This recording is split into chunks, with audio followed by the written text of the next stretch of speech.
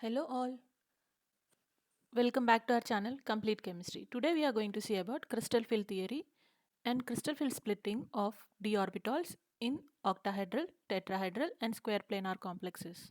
First we'll see about what is crystal field theory.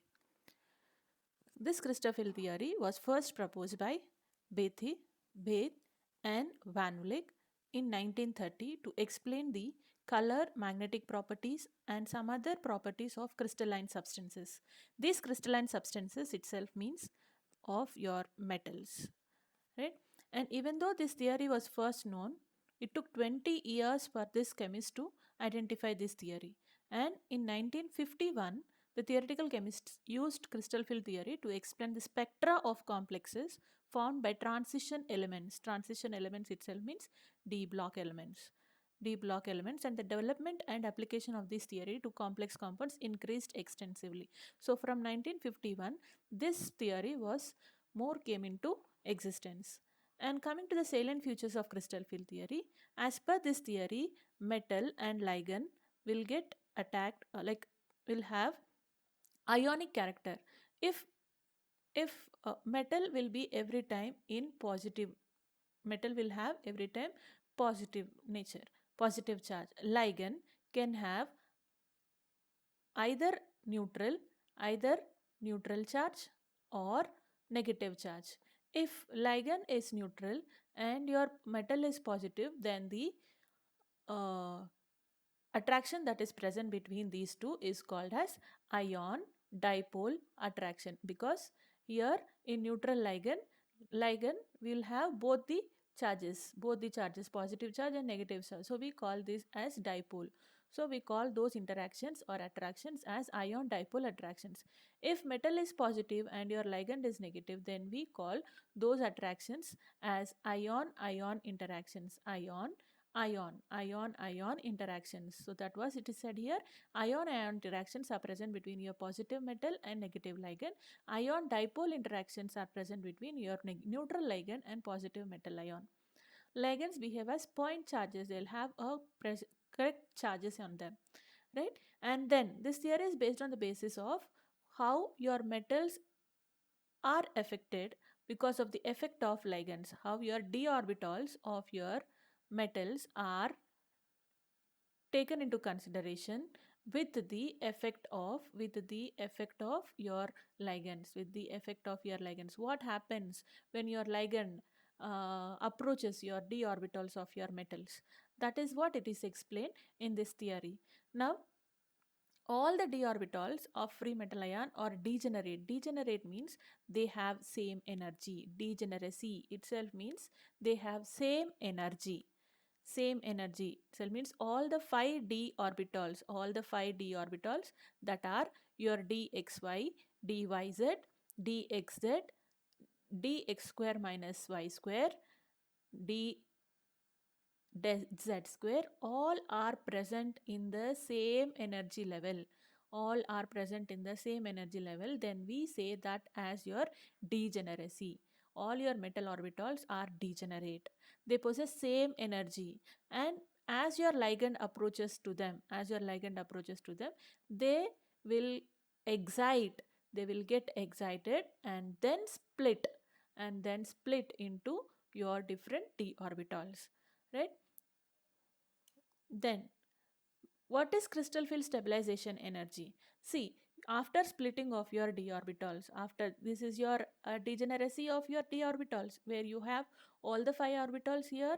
This is degenerate state, and as your ligand approaches, all the degenerate d orbitals will get excited first, right? After excitation, they will split into two types, either T2G or EG here, or EG here and then T2G here. They will split into T2G or EG, and this space or the difference in these energy levels is said to be the CFSE, crystal field stabilization energy, which is denoted by delta. Delta is a symbol that denotes your crystal field stabilization energy. What are these T2G and EG orbitals? T2G orbitals are your dxy, yz, xz, whereas EG orbitals are your dx square minus y square and dz square orbitals. Why are these called like this? We'll just go to whiteboard and then see what are the structures of these, and then we will come back here to see about octahedral, tetrahedral and square planar complexes. Now coming to the structure of your d orbitals, what is your dxy? Don't get confused with writing all the axes here. Just you need to write about two axes. If you are going to draw your dxy orbitals, you just need to write x axis and y axis. And these dxy, yz and xz, all these lobes are present in between the axis, are present in between the axis. Just remember this is very important. All the lobes are present of these three in between the axis, and of these two they are present on the axis, they are present on the axis. This is very important to explain about your crystal field splitting, right? Now when you say this as dxy, your x axis here, y axis here, and your lobes are present in between the axis like this. D orbitals are double dumbbell shape. Double dumbbell d orbitals are double dumbbell shape. So here we need to write two dumbbells to express its diagram. Now when you take your dx, dyz, just write two axes like this, then take this as y axis and this as z axis, and again your orbitals in the same way. Don't forget to write your axis correctly here, dyz. This is your dyz. Now coming to your dxz, this is your x-axis, this is your z-axis, and comes your dxz. Dxz is also in the same way, but you need to represent your axis correctly. This is your dxz. Now coming to your dx square minus y square and dz square. This is x-axis, this is your y-axis, and now your lobes are present on the axis like this, or present on the axis for your dx square minus y square. And whereas coming to your dz square, you just represent this z axis, and your lobes are present on the z axis along with your electron cloud that is present around it. So this is your dz square orbital. Now these three orbitals will have lobes in between the axis. These two orbitals will have on the axis. So these three orbitals, we call these as T2G orbitals, whereas these two orbitals we call this as EG orbitals. What do you mean by T2G? T here means triple E. Triple E itself means triple. Three orbitals are present. Three orbitals dxy, dxz and dyz orbitals. Two here means double dumbbell shape. Dumbbell dumbbell shape orbitals. G here means gerade. In German, gerade means symmetrical. Symmetrical. G here means symmetrical. Oops. Now, what do you mean by symmetry? When you cut your axis, when you cut your orbital like this, if you cut this orbital into two equal halves, then this will be the mirror image to this side. These two sides are mirror images to each other. Even if you cut it in this way also, this side will be mirror image to this side. So we call these orbitals are symmetrical in nature. Whereas coming to this is also symmetrical in nature. So only we say it as gerade. Gerade means symmetrical. E here means doubly degenerate. Doubly degenerate. What do you mean by doubly? Means only two orbitals are present. Two orbitals. Instead of D here, we are writing it as E. Just divide, just as a mnemonic, you can remember it as after D, you get your E, so you get you'll be representing it as EG. Doubly degenerate orbitals, because two orbitals are present as EG orbitals, right? And G here means again symmetrical structures. So we call these three as T2G orbitals and these two as Eg orbitals. Okay. Now the most important things here are, you need to remember what are these. These are present on the axis and these lobes are present in between the axis, because most complete theory of your splitting of d orbitals will be based on this concept only. Lobes are present in between the axis or present on the axis, right? We'll just see the slideshow and then explain you what is it.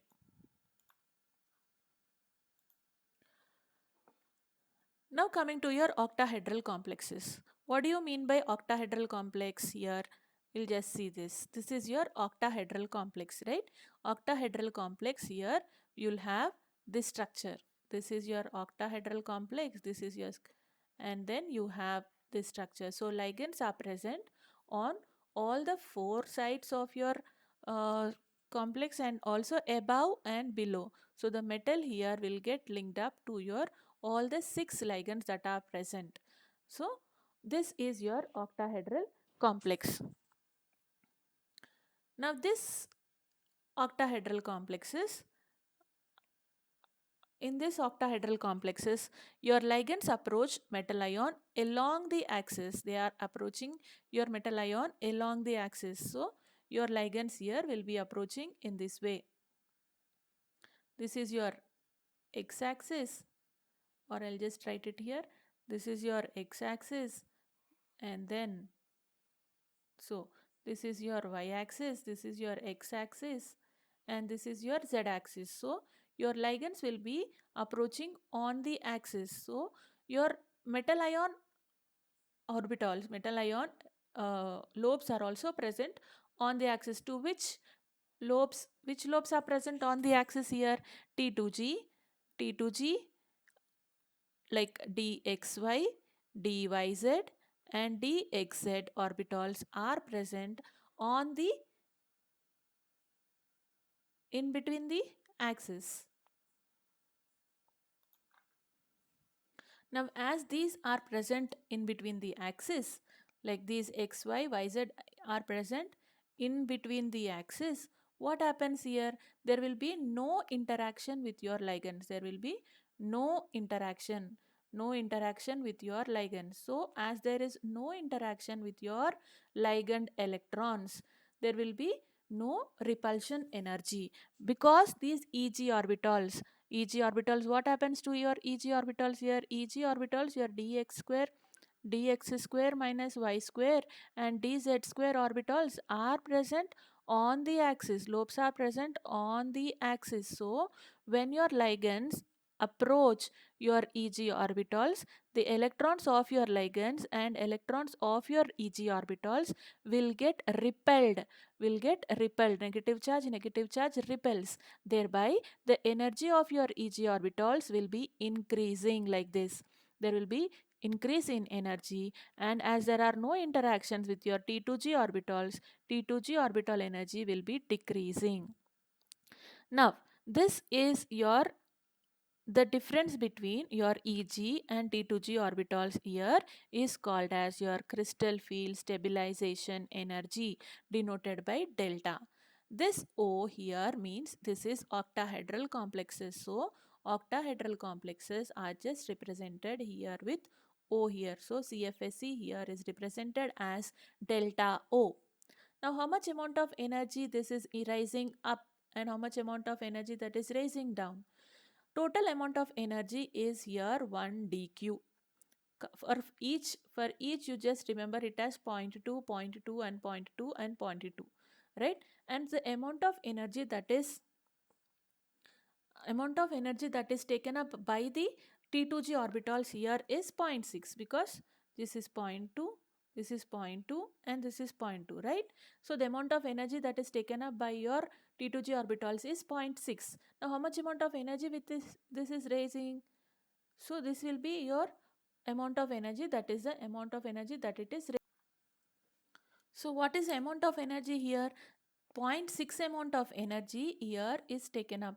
Then what is the amount of energy that is released remaining here? This is 0.2 and this is 0.2. So the amount of energy that is remaining here is 0.6, right? So plus 0.6, or you can also write it as 3 out of 5 of your energy is by the amount of energy this is increasing.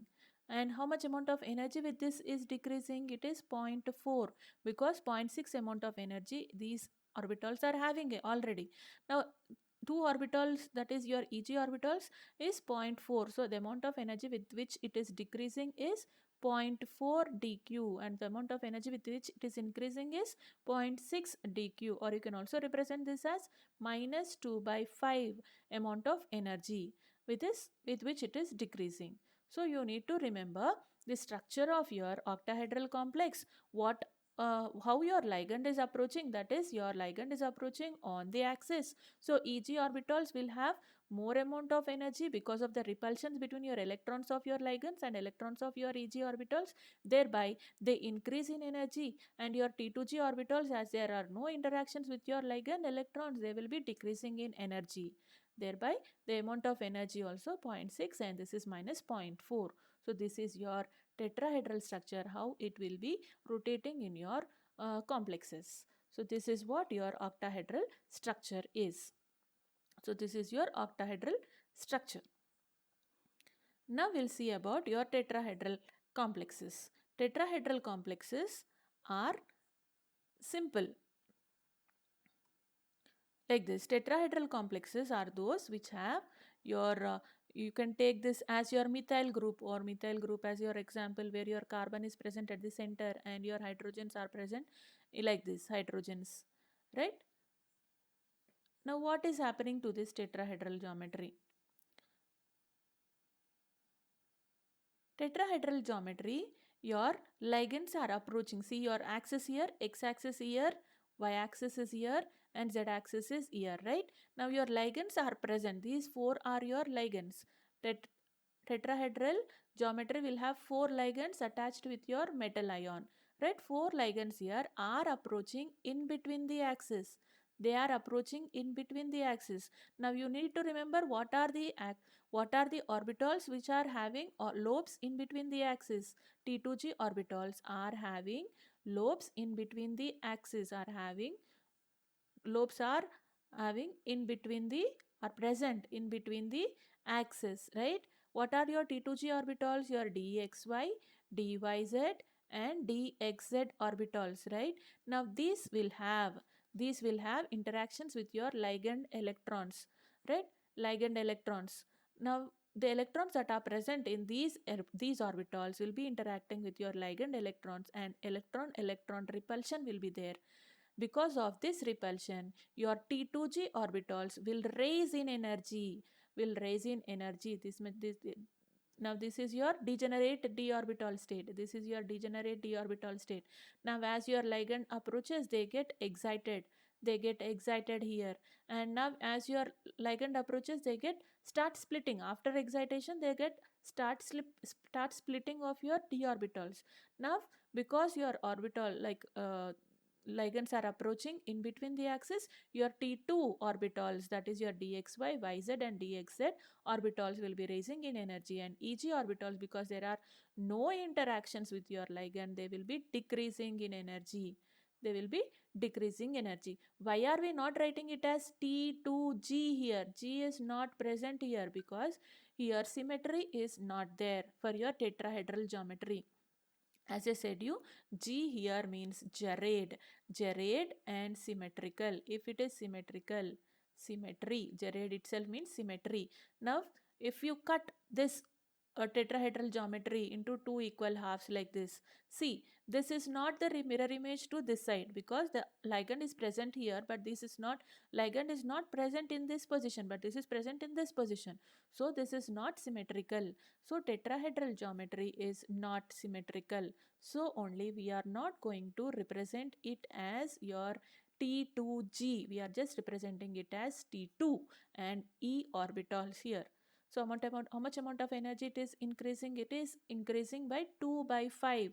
That is your 0.4 amount of energy. And whereas it is decreasing by 3 minus 3.5. I are just representing minus because decreasing amount of energy. Minus here represents decreasing in amount of energy. This is 0.6 dq. This is 0.4 dq minus 0.6 dq plus 0.4 dq, and the amount of energy that is present in between these two orbitals, that is T2g and Eg orbitals, is said to be the crystal field stabilization energy delta T, Td or T. In some books it is written as Td, and in some books it is just simply T. Td is your tetrahedral geometry. So this is about your tetrahedral symmetry. So there is one more equation here. Your tetrahedral structure delta Td is equal to 4 by 9 of your delta O. Delta O, this is octahedral crystal field stabilization energy. This is tetrahedral crystal field stabilization energy. Tetrahedral crystal field stabilization energy is equal to 4 by 9 of your octahedral stabilization energy. This is very, very important relation between these two. Now we'll go to your square planar complexes. This is your square planar complexes, where this is what. Now, what are your square planar complexes? First we'll see about your octahedral complexes. What is your octahedral complex? This is your octahedral complex where your ligands are present on the 4 along with your up one and below one, right? Metal is present at the center and it is coordinated with all the 6 ligands. Now coming to your square planar complexes, what is that? Your square planar complexes will have only 4 ligands. Only 4 ligands that are attached to the metal ion that is present at the center. Now these ligands that are present on your z-axis, are lost. Octahedral complex that are present on your z-axis are lost. So the ligands are present on x-axis and your y-axis only. They are present on x-axis and your y-axis only. Z-axis is completely absent in case of your square planar complexes. Now, as you are taking away only 2 ligands from your octahedral complexes, first we'll see octahedral splitting. What was the octahedral splitting? Octahedral splitting was like this, right? You have your T2g orbitals here and Eg orbitals here. Eg orbitals are your dx square minus y square and dz square. Dx square minus y square and dz square. And your T2g orbitals are dxy, dyz and dxz, right? Now, as your z-axis is is lost in case of your square planar complexes, what is happening in this case now? Z-axis containing orbitals are still more decreasing in energy. So what is happening here is this T2g orbitals will have still more decrease in energy.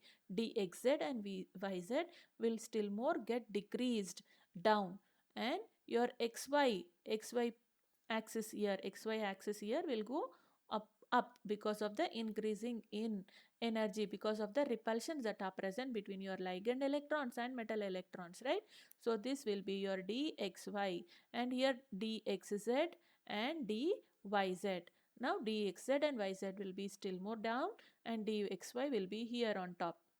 And coming to your Eg orbitals, dz square orbital is completely absent because xz axis here in square planar complexes was absent. So this dz square will come down like this. So this will be your dz square orbital, whereas x square minus y square will be increasing in energy because of the repulsions that are present between your ligand electrons and your metal electrons. Repulsions will be present, repel along with each other, thereby increases in energy dx square minus y square. See, for your square planar complexes and your octahedral complexes, this till this part it is same. Only this part changes in case of your square planar complexes because of the absence of z-axis. So you need to remember only this thing. Square planar complexes and octahedral complexes, you have your T2g orbitals down and Eg orbitals are raised. Eg orbitals and T2g orbitals, whereas in case of your tetrahedral structure, because ligands are present in between the axis, ligands are present in between the axis, so your Eg orbitals will be coming down and T2g orbitals will be going on top in between the axis. So for your tetrahedral, this will be the structure, whereas in case of your square planar and octahedral, your T2G and EG will be raising. Square planar complexes, this will be the thing.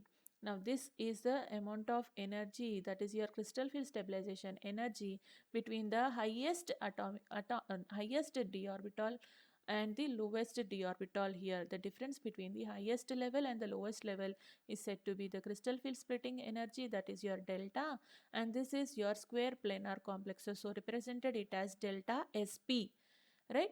So this is about your square planar complexes.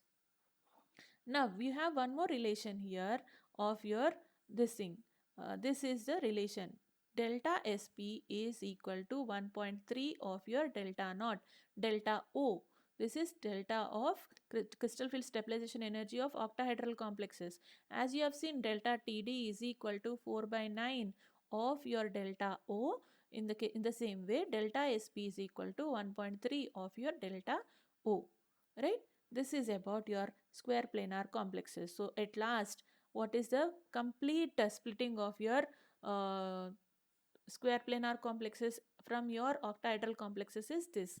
This is your octahedral crystal field stabilization energy. This is your octahedral splitting. This is your delta O.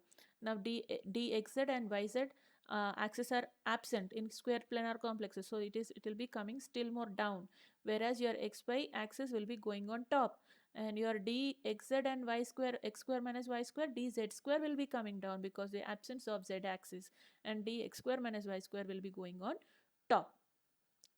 And this complete thing is called as your delta SP. This is square planar crystal field stabilization energy. So this is what I want to say about today, the crystal field splitting or crystal field theory and splitting of d orbitals in case of tetrahedral, octahedral and square planar complexes. So thanks for watching my video here. Keep watching Complete Chemistry. Please like, share and subscribe. If you like, put a big thumbs up. Thank you.